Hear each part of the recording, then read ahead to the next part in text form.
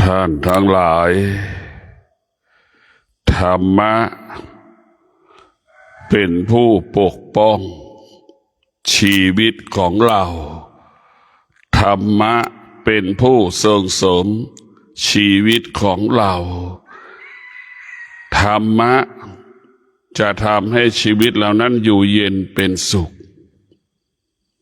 พวกเราทุกคนจงรับรู้ว่าธรรมะเป็นสิ่งที่อยู่ในกายเป็นสิ่งที่อยู่ในจิตใจของเราเมื่อธรรมะอยู่ที่กายเราก็ควรเห็นกายของเราว่ามันไม่เที่ยงเมื่อธรรมะเป็นเรื่องของจิตเราก็รู้ว่าจิตมันก็ไม่เที่ยงเมื่อเรารู้ว่าธรรมะก็คือสติคุ้มครองเราเมื่อธรรมะเป็นผู้คุ้มครองเราแล้วพวกเราทั้งหลายมันก็เป็นสิ่งที่ดีที่สุดเป็นสิ่งที่เลิศที่สุด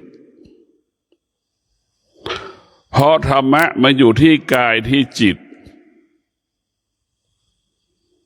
ธรรมะจึงเป็นผู้คุ้มครองเราตลอดเวลาเรากลับไปดูพ่อดูแม่ไม่สามารถคุ้มครองเราได้ไม่สามารถปกป้องชีวิตเราได้เพราะพ่อแม่ไม่ได้อยู่กับเราตลอดเวลาสิ่งที่อยู่กับเราตลอดเวลาก็ได้แก่ธรรมะก็คือสติความอดทนวิริยะภาคเพียรอยู่กับเราตลอดเวลาขณะที่เรามีลมหายใจนี่ธรรมะก็อยู่กับเราตลอดเวลาขณะที่เราล่วงลับดับขันไปแล้วหมดลมหายใจธรรมะก็อยู่กับเราอยู่ตลอดเวลาธรรมะจะทำให้เรานั้นบรรลุเป้าหมายนะธรรมะจะพาให้เราบรรลุเป้าหมายหลักของธรรมะก็คือให้เรานั้นมีความสุขให้เรานั้นเกิดความสงบสุขให้เรานั้นไม่ให้เรานั้นอยู่เหนือความโลภความโกรธความหลงหรือให้เราละซึ่งความโลภความโกรธความหลงละมันอยู่เหนือมันพวกเราทั้งหลายไม่มีใครคุ้มครองเราได้มีแต่ธรรมะนะคุ้มครองเราธรรมะนี่คือสติธรรมะคือความอดทนเนี่ยคุ้มครองเราเมื่อชีวิตรู้แล้วว่าธรรมะเป็นผู้คุ้มครองเราเราก็ต้องมีสติใช้ความอดทนในการดำเนินชีวิตของเราอาศัยความอดทนนี่แหละเป็นผู้ที่ปกป้องคุ้มครองรักษาชีวิตของเราชีวิตของเราเป็นสิ่งที่มีค่าเป็นสิ่งที่มีความหมายต่อพระธรรมธรรมะของพระพุทธเจ้าก็ต้องอาศัยมนุษย์ถ้าไม่มีมนุษย์ธรรมะก็ไม่เกิดธรรมะเกิดเพราะมนุษย์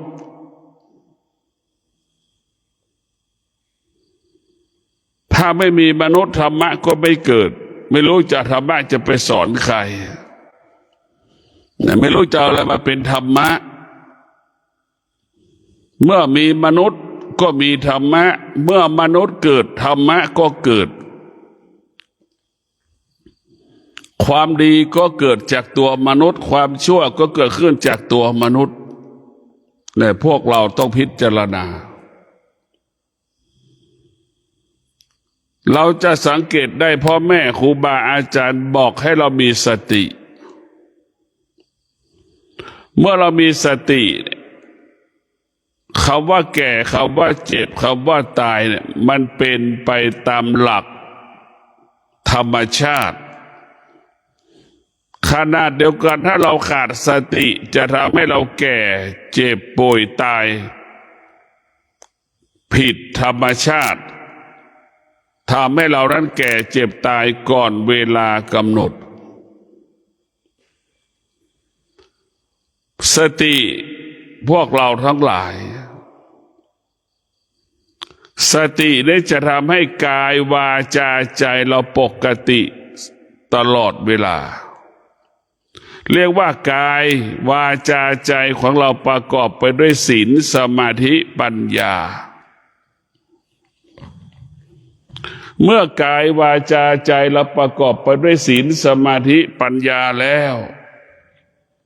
มันจึงเกิดคำว่าคิดดีพูดดีทำดีต้องอาศัยศีลสมาธิปัญญาคำว่าความดีทั้งปวงจึงเกิดขึ้นกับชีวิตของเราชีวิตเราจะสมดุลสมบูรณ์ได้เพราะศีลสมาธิปัญญาศีลสมาธิปัญญานี่แหละจะทำให้ชีวิตนั้นอยู่เย็นเป็นสุขเกิดความสุขเกิดความเจริญเกิดความรุ่งเรืองเพราะเรามีศีลมีสมาธิมีปัญญาเมื่อเรามีศีลมีสมาธิมีปัญญาเราก็เป็นผู้รู้สึกตัวเป็นผู้ที่รู้สึกตัวต้อนรับความดีเป็นผู้ที่รู้สึกตัวต้อนรับความดีอยู่กับความดีเอาความดีเท่านั้นเป็นอาหารของกายเป็นอาหารของจิตเพราะฉะนั้นพวกเราทั้งหลายเราพิจารณาดูด้วยความเป็นจริงก็คือศีลเนี่ยสมาธิปัญญาเป็นรากฐานให้กับชีวิตของเราศีลสมาธิปัญญาเปรียบเสมือนทางเดินให้เราเดินง่ายเดินสะดวกก็คือด้วยประกอบไปด้วยศีลสมาธิปัญญานี่แหละอยู่แล้วมีความสุขก็คืออยู่ด้วยศีลสมาธิปัญญานี่แหละตื่นแล้วมีความสุขก็ตื่นด้วยศีลสมาธิปัญญา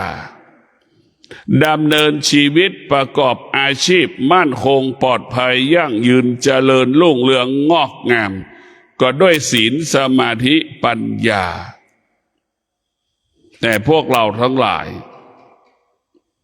เมื่อศีลสมาธิปัญญานั้นมีบทบาทต่อการมีชีวิตอยู่ของเราชีวิตของเราต้องประกอบไปด้วยศีลสมาธิปัญญานำพา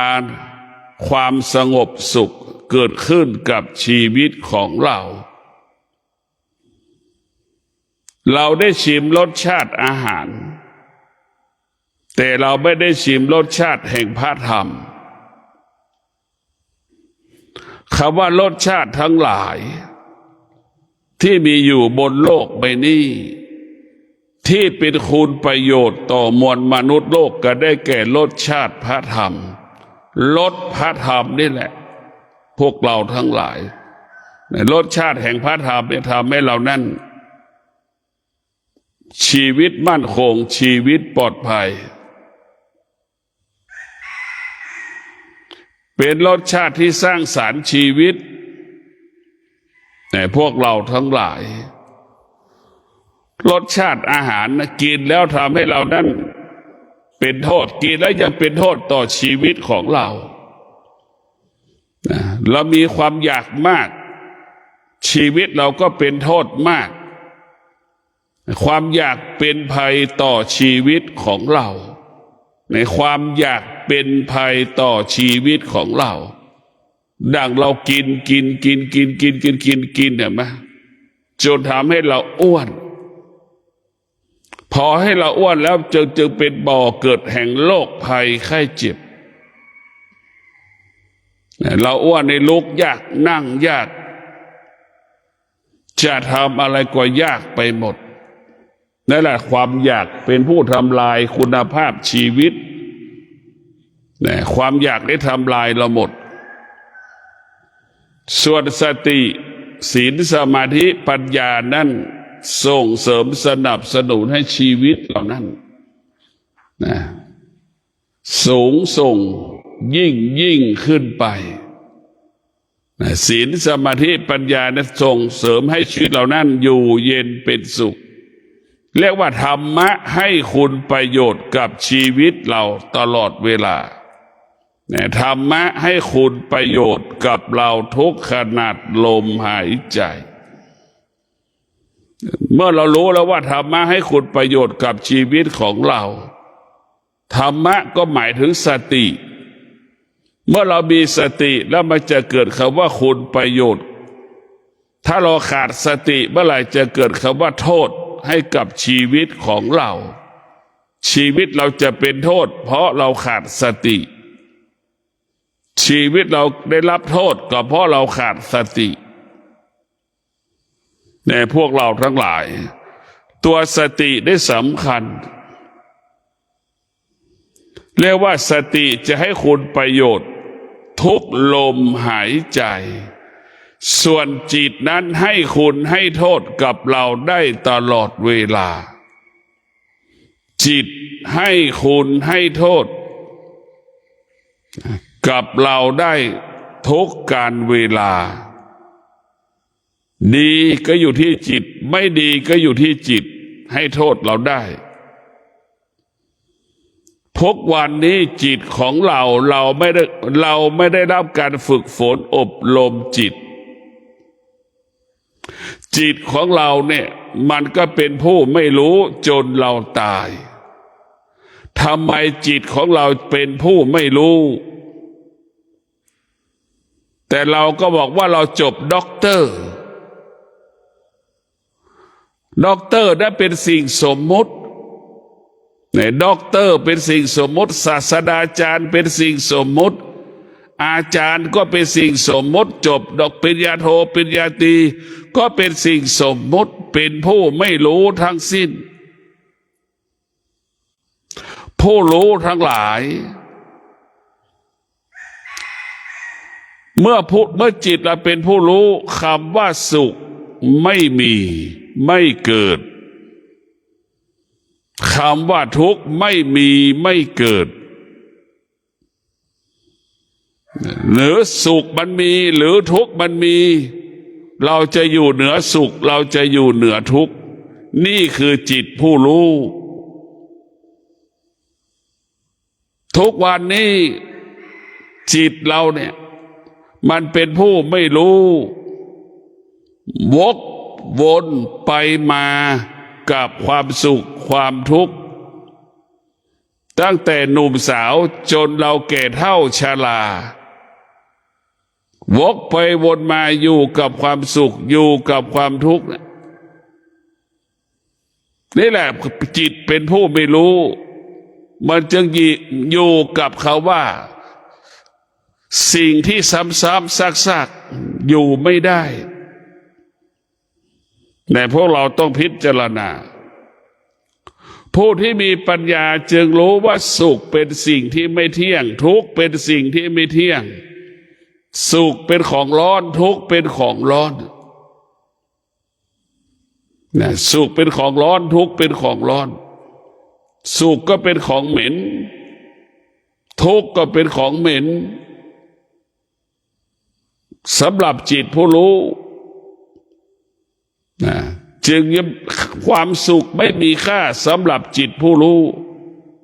ความทุกข์ก็ไม่มีค่าสำหรับจิตผู้รู้สิ่งที่มีค่าที่สุดก็คือตัววิชาปัญญา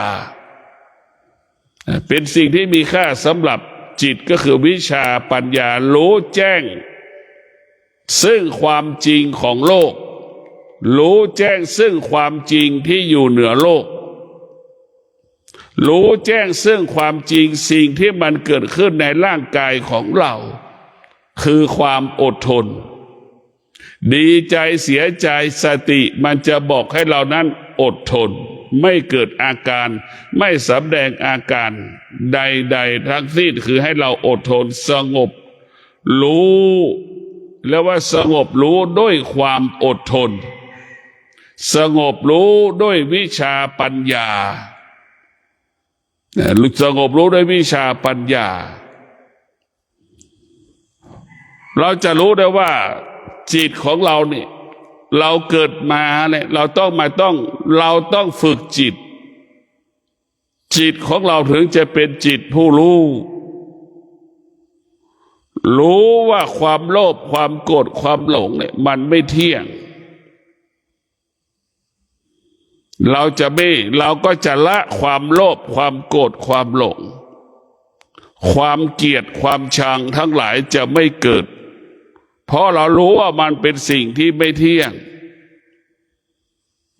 อะไรที่ไม่เที่ยงเราเข้าไปยึดติดมันเป็นทุกข์เกิดจากการเข้าไปยึดติดเหมือนหนูติดกาวมันทุกข์แบบนั้นแหละเหมือนวัวควายที่ถูกขังคอกไว้น่ะมันทุกข์แบบนั้นแหละมันไปไหนไม่ได้แต่พวกเราทั้งหลายต้องพิจารณาเราจะทำยังไงให้จิตของเรานั้นไปข้างหน้าก็คือเรามีสติเดินทางแล้วมีสติด้วยบรรลุเป้าหมายเดินทางแล้วขาดสติไม่บรรลุเป้าหมายเราเดินทางแล้วมีสติใช้เวลาระยะอันสั้น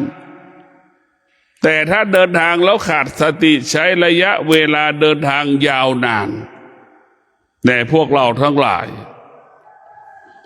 เราจะรู้ว่าธรรมะเนี่ยมันเป็นสิ่งที่ติดตัวธรรมะก็คือเงาง่ายๆคือเงาติดตัวเรานั่นแหละเพราะธรรมะเป็นสิ่งที่ดีเป็นสิ่งที่เราควรรู้ก็คือรู้เรื่องธรรมะนี่แหละเรื่องอื่นๆเราไม่ควรจะรู้เราจะเห็นได้ว่าเรื่องอื่นๆเราไม่ควรจะรู้อย่างการศึกษาเนี่ยมันเป็นเรื่องของอดีตและเป็นเรื่องของอนาคตส่วนธรรมะนั่นเป็นเรื่องของปัจจุบันขนาดนี้เวลานี้เวลานี้เรามีสติมีความอดทนเรามีสติมีวิริยะภาคเพียรเราจะพัฒนาสิ่งใดก็ประสบความสำเร็จเราจะแก้ปัญหาใดๆก็ประสบความสำเร็จเพราะเรามีสติกับความอดทนมีสติกับวิริยะภาคเพียรแต่พวกเราต้องมีสติแบบนี้อย่างนี้ชีวิตของเรานั้นแต่พวกเราต้องพิจารณาแต่ต้องพิจารณาโดยใช้สติและปัญญาเนี่ยสติปัญญาเปรียบเสมือนแม่เปรียบเสมือนพ่อแม่ปรารถนาดีต่อลูกฉันใดสติปัญญาก็ปรารถนาดีให้กับคนทุกคนไหนที่มีสติมีสมาธิปัญญาจะได้รับความดีงามความงอกงามความดีงามก็จะเกิดขึ้นกับบุคคลนั้นแต่พวกเราต้องพิจารณาเราจะรู้แล้วว่าธรรมนี่คุ้มครองเราธรรมนี่ส่งเสริมเราคนหนึ่งเป็นลูกจ้างที่ขยันกับคนหนึ่งเป็นลูกจ้างที่ขี้เกียจขี้ค้านอย่างเงี้ยแล้วเจ้าของกิจการจะส่งเสริมใครระหว่างลูกน้องที่ขี้เกียจ กับระหว่างลูกน้องที่ขยันอดทนเนี่ยเราจะเห็นได้คนที่ขยันอดทนนี่แหละจะได้รับการพิจารณาเมื่อมีโอกาสได้รับการพิจารณาคนที่มีธรรมะนี่แหละอดทนเนี่ยจะได้รับการพิจารณาการเปลี่ยนแปลงจะเกิดขึ้นกับชีวิตของเราคือเป็นบวกจากเงินเดือนแค่15,000อาจจะเพิ่มอีกเป็น16,000เนี่ยนี่แหละพวกเราทั้งหลาย15,000อาจจะกลายเป็น15,000เนี่ยพวกเราทั้งหลายเรียกว่าธรรมะเพิ่มผลผลิตให้กับชีวิตของเราคนที่ขี้เกียจขี้ค้านขาดความอดทนเนี่ยไม่ได้รับการพิจารณาการเลื่อนตำแหน่งเนี่ยพวกเราทั้งหลายเราจะรู้ว่าธรรมะทำให้เราอยู่ดีกินดีเรียกว่าอยู่อย่างมีความสุขอยู่ด้วยธรรมกินมีความสุขกินด้วยธรรมธรรมก็คือศีลสมาธิปัญญาอยู่ด้วยศีลสมาธิปัญญานอนด้วยศีลสมาธิปัญญาตื่นด้วยศีลสมาธิปัญญามีความสุขเป็นอมตะเพราะศีลสมาธิปัญญาให้เราคิดให้เราพูดให้เรากระทำสิ่งที่เป็นความจริงสิ่งที่เป็นความจริงเท่านั้นสิ่งที่ไม่เป็นความจริงจะไม่พูดไม่คิดไม่ทำเพราะฉะนั้นเมื่อเราศีลสมาธิปัญญาบอกให้เราอยู่กับความเป็นจริงตื่นก็มีความสุขทำงานก็มีความสุขกินก็มีความสุขนอนก็มีความสุขนะเมื่อเราต้องการความสุขเราก็ต้องให้ศีลมันเกิดขึ้นที่กายเราศีลทำให้เกิดขึ้นที่กายของเราสมาธิทำให้เกิดขึ้นที่กายของเราปัญญาเกิดขึ้นที่กายของเราศีลสมาธิปัญญาเนี่ยเป็นความสุขที่ดีที่สุดเรียกว่าสุขไม่เป็นโทษสุขนั้นเกิดจากศีลสุขนั้นเกิดจากสมาธิสุขนั้นเกิดจากปัญญาสุขนั้นสร้างสรรค์สุขนั้นเกิดการพัฒนาเพื่อให้ไปสู่ความดีงามยิ่งขึ้นไปแต่พวกเราทั้งหลายต้องพิจารณาส่วนมากของเราได้เป็นสุขเป็นพิษสุขเป็นโทษสุขของชาวโลกสุขเป็นพิษชกต่อยตีกันหึงหวงกันเพราะสุขนั่นแหละใช่ไหมหวงมากรักมากหวงมากเป็นพิษทั้งสิ้นสุขพุทธเจ้าคือสงบสุขสุขของชาวโลกเป็นสุขด้วยวัตถุสิ่งของมีลูกมีเมียมีทรัพย์มีสมบัติมีสิ่งนั้นมีสิ่งนี้ได้สิ่งนั้นได้สิ่งนี้อยู่ตรงนั้นอยู่ตรงนี้ไปตรงนั้นไปตรงนี้เอามาเป็นความสุขแต่สุขของพระพุทธเจ้าอยู่ที่กายกับจิตจะอยู่ที่ไหนก็ได้หมดเมื่อเรามีศีลมีสมาธิมีปัญญาแล้วอยู่ได้ทุกที่อยู่ได้ทุกที่เมื่อเรามีศีลมีสมาธิมีปัญญาอยู่ได้ทุกการเวลาผู้ที่มีศีลมีสมาธิปัญญาเนี่ยเรียกว่าอยู่ง่ายกินง่ายอยู่กับความเป็นจริงอยู่กับความเป็นจริงมีก็กินไม่มีก็ไม่กินเมื่อไม่มีข้าวก็กินผลไม้แทนข้าวไม่มากเรื่องไม่สร้างเงื่อนไขบุคคลที่ขาดสติขาดศีลขาดสมาธิปัญญามากเรื่องสร้างเงื่อนไขอาหารไม่อร่อยไม่กินเสียงดังโวยวายอีกนี่ในพวกเราทั้งหลาย ผู้ที่มีสติมีปัญญานั้นอยู่กับความเป็นจริงรู้จักตนเองรู้จักตนเองถ้าเรามีศีลมีสมาธิปัญญาแล้วเราจะเป็นผู้รู้จักตนเองตลอดเวลารู้สิ่งที่ควรทำรู้สิ่งที่ไม่ควรทำรู้สิ่งที่รู้สิ่งที่เราควรนำไปปฏิบัติและไม่ควรนำไปปฏิบัติ รู้ว่าสิ่งที่ควรอยู่รู้ว่าสิ่งที่ไม่ควรจะอยู่นั่นคือศีลสมาธิปัญญามันจะรู้ของมันโดยอัตโนมัติโดยธรรมชาติพวกเราทั้งหลายธรรมะคุ้มครองโลกถ้าชาวโลกดำรงตนด้วยศีลความสงบสุขก็เกิดขึ้นกับโลกใบนี้คนทุกคนดำรงตนด้วยศีลศีลก็จะคุ้มครองคนทุกคนให้คิดดีพูดดีทำดีประกอบไปด้วยศีลสมาธิปัญญาเนี่ยพวกเราทั้งหลายครอบครัวทุกครอบครัวประกอบไปด้วยศีลสมาธิปัญญาความสุขความเจริญความรุ่งเรืองก็เกิดขึ้นกับครอบครัวนั้นพวกเราทั้งหลายเราจะเห็นได้ว่าธรรมะมันเป็นน้ำเป็นคุณประโยชน์เมื่อเรารู้ว่าธรรมะเป็นคุณประโยชน์แต่เราก็ยังไม่เอาเนี่ยเพราะทำพวกเราทั้งหลายธรรมะเนี่ยมันก็เหมือนเนื้อที่ไม่มีเกลือนั่นแหละคือธรรมะเหมือนเนื้อไม่มีเกลือนั่นแหละพวกเราทั้งหลายอาธรรมกิเลสทั้งหลายเหมือนเนื้อที่มีเกลือเห็นไหมเราจะรู้ได้ว่าเนื้อที่มีเกลือน่ะมันกับเนื้อไม่มีเกลือมันแตกต่างกันอย่างไรเวลาเราเอาไปย่างคนก็ไปหลงนะไปหลงเกลือหมดแหละไปหลงเนื้อที่มีเกลือเรากินเนื้อที่มีเกลือกินมากๆกันมีผลกระทบต่อร่างกายเราอีกแต่เรากินเนื้อเฉยๆเนี่ยเป็นเกิดประโยชน์เป็นประโยชน์ต่อเราตลอดเวลาเหมือนธรรมะให้คุณประโยชน์กับเราธรรมชาติให้คุณให้โทษกับเราตลอดเวลาในธรรมชาติให้คุณให้โทษกับเราตลอดเวลาในพวกเรา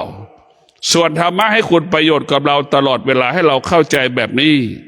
แต่ธรรมะให้คุณให้โทษเหล่านั้นไม่มีแต่คุณประโยชน์ตลอดเวลาส่วนธรรมชาติให้คุณให้โทษตลอดเวลาทุกลมหายใจแต่ให้เราเข้าใจว่าธรรมะให้คุณประโยชน์กับเราทุกลมหายใจเป็นประโยชน์ต่อเราทุกลมหายใจหัวใจที่มีธรรมก็คือหัวใจนั้นมีสติ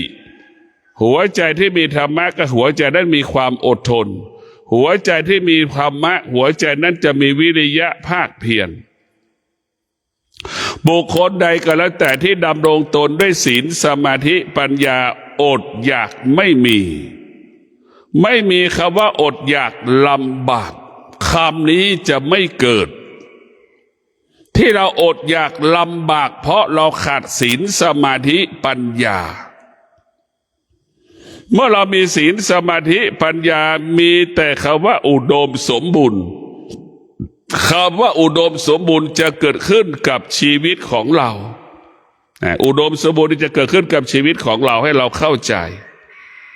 ถ้าเราไม่มีศีลไม่มีสมาธิไม่มีปัญญาแล้วคำว่าอุดมสมบูรณ์จะไม่เกิดเพราะฉะนั้นศีลสมาธิปัญญาจึงทำให้เรามีทรัพย์มีสมบัติมีทรัพย์มีสมบัติแล้วมีความสุขอีกคนส่วนมากมีทรัพย์มีสมบัติความสุขก็ยังไม่เกิดไม่มีความสุขอีกเพราะเราไม่มีศีลไม่มีสมาธิไม่มีปัญญามันมีแต่อวิชชามันไม่มีปัญญาคนที่มีปัญญาจะเกิดคำว่าความสุขความสงบสุขอุดมสมบูรณ์คนที่ขาดปัญญามีแต่คำว่าอดอยากลำบากคนที่ขาดปัญญามีทรัพย์แต่ไม่มีความสุขคนที่มีปัญญาจะมีทรัพย์ไม่มีทรัพย์มีความสุขเป็นอมตะแล้วเพราะว่าคนที่มีปัญญาจะไม่สะสมปัจจัยสี่ไม่ปรุงแต่งไม่ปรุงแต่งอารมณ์ความรู้สึกดับอารมณ์ความรู้สึกคนที่ขาดปัญญานั้นปรุงแต่งอารมณ์ความรู้สึกและปรุงแต่งการปรุงแต่งก็เหมือนเราเอาน้ำไปใส่ในตู้เย็นนั่นแหละมันเริ่มเย็นนั่นคือการปรุงแต่งเสร็จเหมือนน้ำในตู้เย็นเป็นน้ำแข็งนั่นแหละนั่นคือการปรุงแต่งแต่พวกเราทั้งหลาย การปรุงแต่งมันเป็นสิ่งที่ไม่มั่นคงแล้วมันก็เปลี่ยนแปลงไม่มีวันจบสิ้นเหมือนเราเอาน้ำแข็งมาไว้ข้างนอกตู้เย็นเห็นไหมเอาน้ำแข็งจากช่องฟิตตู้เย็นเอามาไว้หลังตู้เย็นน้ำแข็งก็เริ่มละลายเห็นไหมนั่นแหละเปลี่ยนแปลงแต่ธรรมะด้วยปัญญาเนี่ยมันไม่เปลี่ยนแปลงจะมีทรัพย์สมบัติก็มีความสุขไม่มีทรัพย์สมบัติก็มีความสุขพวกเราต้องพิจารณาแบบนี้อย่างนี้จะมีทรัพย์ก็มีความสุขไม่มีทรัพย์ก็มีความสุขนี่แหละคือธรรมะมันจะทำให้เราได้มีความสุขเป็นอมตะเพราะเข้าใจสุขไม่ได้เกิดจากการมีทรัพย์มากสุขก็ไม่ได้เกิดจากการไม่มีทรัพย์และไม่มีความสุขมันก็ไม่ใช่เพราะฉะนั้นผู้ที่มีปัญญาสุขอยู่ที่กายกับจิตไม่ได้อยู่กับวัตถุสิ่งของใดๆสุขของชาวโลกสุขของชาวบ้านสุขเกิดจากว่ามีเงินมีรถมีบ้านมีไร่มีนามีสวนมีทรัพย์มีสมบัติมีสารพัดที่มันมีอยู่บนโลกใบนี้เรียกว่ามีความสุขมันไม่ใช่สุขก็เกิดจากศีลสุขเกิดจากสมาธิสุขเกิดจากปัญญาเป็นดั่งผลไม้ที่มันสุกมันจะละเอียดเห็นความจริงของความสุขเห็นความจริงของความสุขสุขของชาวโลกก็เหมือนผลไม้ที่มันดิบมันมองไม่เห็นมันมองไม่ทะลุมันก็หลงว่าสุขของนักสุขประเสริฐแล้วอย่างนี้แต่พวกเราทั้งหลายสุขของธรรมะเปรียบเสมือนผลไม้ที่มันสุกเป็นความสุขที่ละเอียดเหมือนเนื้อผลไม้ที่มันสุกนั่นแหละสุขของชาวโลกก็เหมือนผลไม้ที่มันดิบเห็นไหมแล้วเราก็เข้าใจว่ามันมีความสุขอย่างนั้นแหละมันหยาบมันไม่ละเอียดมันจะเกิดการเปลี่ยนแปลงไม่มีวันจบสิ้นมีเงิน100 ล้านก็อยากให้ได้เพิ่มอีกสัก20 ล้านอย่างเงี้ยมันมีแต่อยากได้มันมีแต่ความอยากถ้าเราขาดปัญญาแล้วมันจะเกิดความอยากตลอดเวลาถ้าเรามีปัญญาแล้วมันจะดับความอยากมีปัญญาแล้วจะดับความอยากถ้าเราขาดปัญญาแล้วมันจะสร้างความอยากทวีคูณเพิ่มขึ้นเรื่อยๆเรื่อยๆตลอดเวลาพวกเราต้องมีสติพิจารณาในการดำเนินชีวิตแต่ชีวิตของเรานั้นต้องประกอบไปด้วยธรรมเท่านั้นที่จะนำพาชีวิตของเราไปสู่จุดหมายเป้าหมายในการดำเนินชีวิตผู้ที่บรรลุเป้าหมายก็คือผู้ที่มีสติรู้สึกตัวอยู่ตลอดเวลาว่าเราจะตั้งใจเราจะทำอะไรจะไปที่ไหนเนี่ยมันจะบรรลุเป้าหมายได้เมื่อเรามีสติเมื่อเราขาดสติไม่สามารถบรรลุเป้าหมายไม่สามารถบรรลุจุดหมายได้สติเท่านั้นจะทำให้เรานั้นเป็นผู้ที่บรรลุเป้าหมายเราต้องเข้าใจว่าสติจะทำให้เป็นผู้ที่บรรลุเป้าหมายได้ชีวิตของเรามันไม่มีอะไรที่จะต้องไม่มีอะไรที่จะรุนแรงเท่ากับเราขาดสติเมื่อเรามีสติคำว่ารุนแรงจะไม่เกิดมีสตินิ่มนุ่มลึกเนี่ยมันจิตเราจะมีนุ่มมีลึกเมื่อมีสติคำว่าความโลภความโกรธความหลงคำว่าโมโหหงุดหงิดเนี่ยสติมันจะควบคุมไม่ให้ความโลภความโกรธความหลงปรากฏขึ้นที่อายตนะของเราทุกวันนี้เราขาดสติแล้วก็เป็นทาสของความโลภความโกรธความหลงความเกลียดความชังความรักทั้งหลายเราไปตกเป็นทาสมันเรียกว่าตกเป็นทาสของสมมุติทั้งสิ้นความรักเราก็เป็นสิ่งสมมุติเป็นสมมุติทั้งสิ้นเราตกเป็นทาสของสิ่งสมมุติสมมุติเฉยๆพวกเรา สิ่งที่อยู่เหนือสิ่งสมมติก็คือศีลเนี่ยเป็นสิ่งที่อยู่เหนือสิ่งสมมติสมาธิเป็นสิ่งที่อยู่เหนือสิ่งสมมติ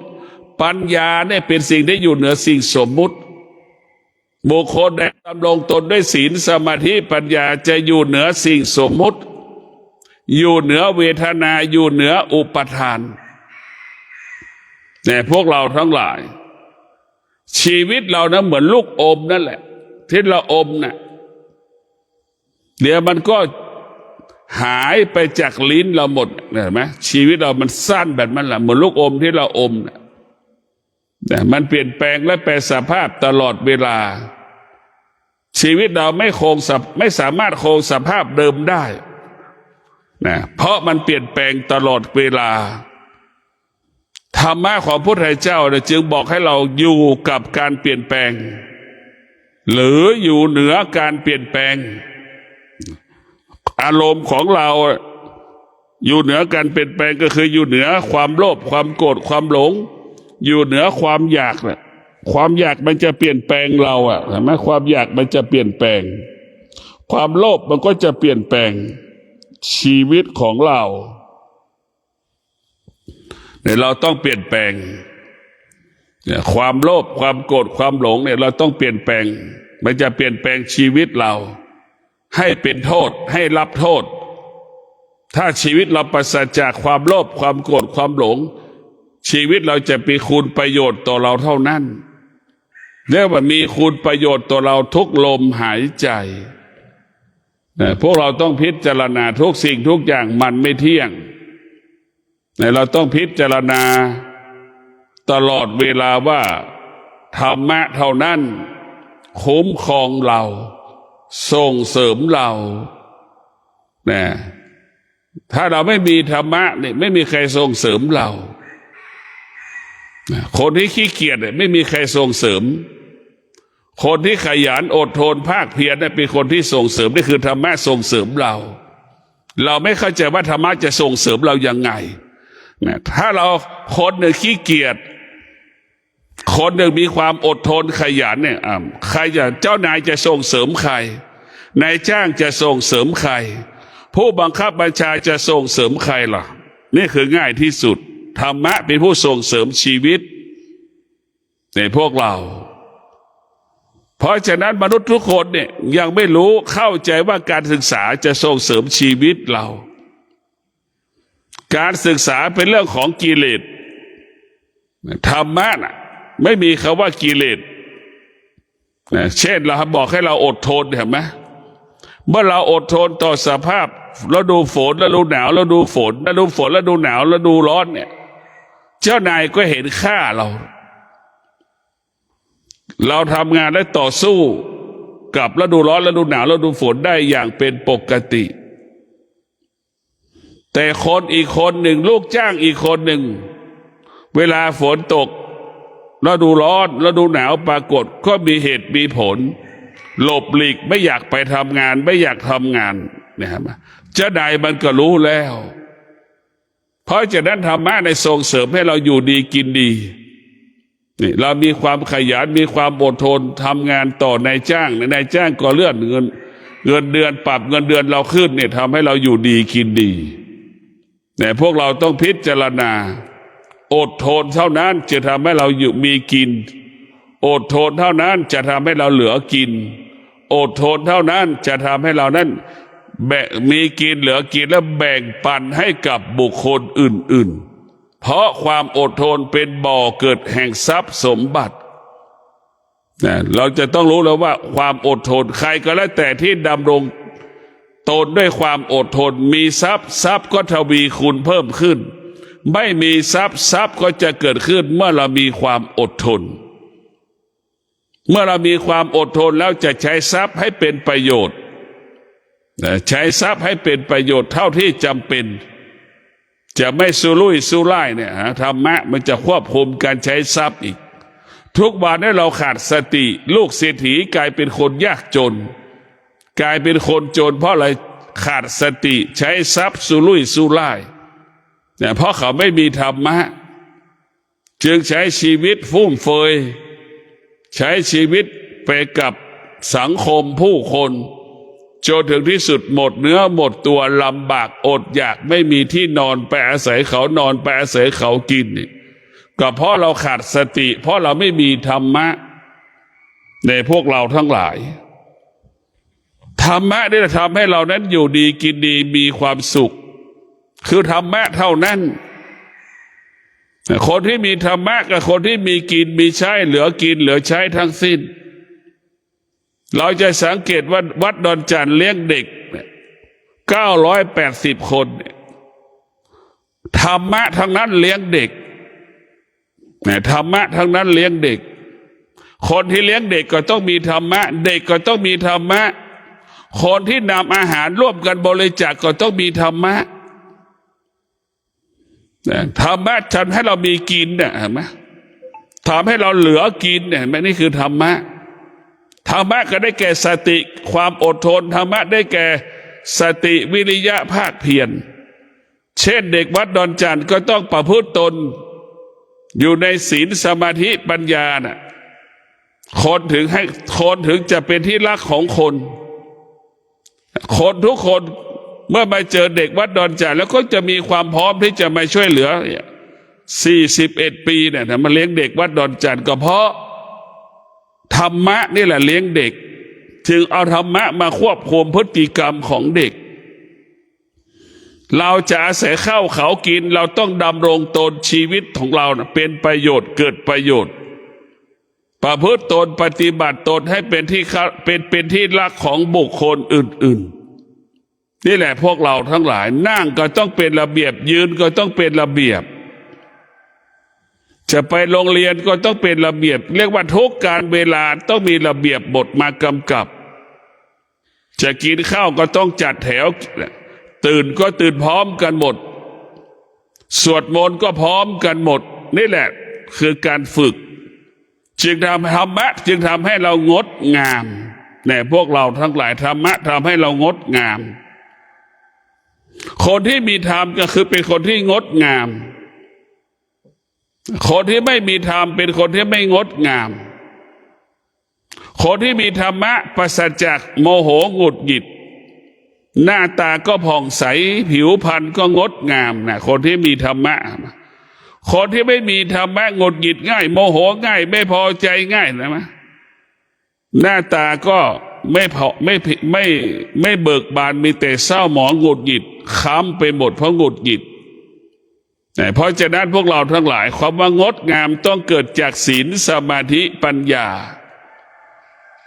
ดังพระบาทสมเด็จพระเจ้าอยู่หัวรัชกาลที่9ดัง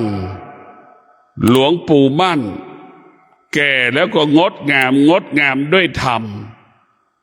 เราจะเห็นรูปหลวงปู่มั่นนั่งสมาธิอย่างนี้งดงามด้วยธรรมธรรมที่อยู่ในร่างกายของคนทุกคนทำให้คนนั้นงดงามทำให้กายบุคคลนั้นมีค่ามีความหมายก็ขอความสุขสวัสดีจงเกิดแก่ท่านทั้งหลายมีสติ